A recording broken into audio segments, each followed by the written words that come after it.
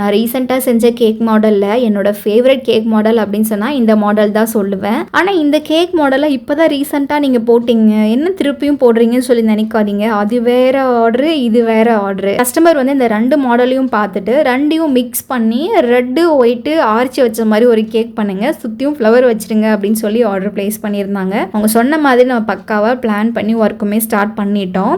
இதில் வந்து எனக்கு எடிபிள் ஃப்ளவர் செய்கிறதுக்கே பார்த்தீங்க அப்படின்னா 1 day ஃபுல்லாகவே ஆயிடுச்சு.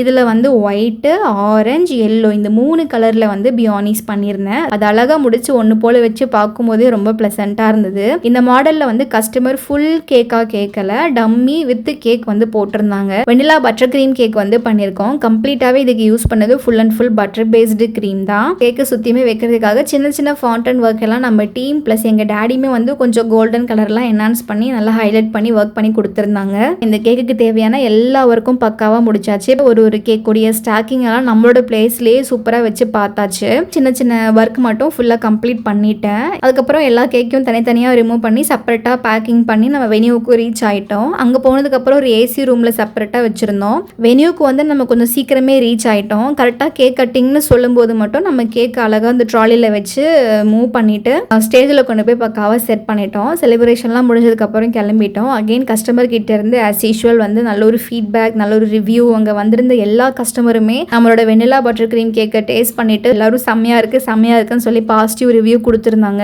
இந்த கேக்குக்கு வந்து நீங்க ஓவராலா 10 out of எவ்வளவு மார்க்ஸ் கொடுப்பீங்க அப்படின்னு சொல்லி கீழே கமெண்ட் செக்ஷன்ல கூட ஷேர் பண்ணிருங்க. இல்ல எனக்கு இந்த கேக்குக்கு மார்க்லாம் கொடுக்க வேணாம், பார்க்க எனக்கு ரொம்ப பிடிச்சிருக்கு அப்படின்னு சொன்னா ரெட் கலர்ல ஹார்ட்டா போட்டு கமெண்ட் பண்ணிருங்க. நம்ம நெக்ஸ்ட் வீடியோல மீட் பண்ணலாம். Take care, by.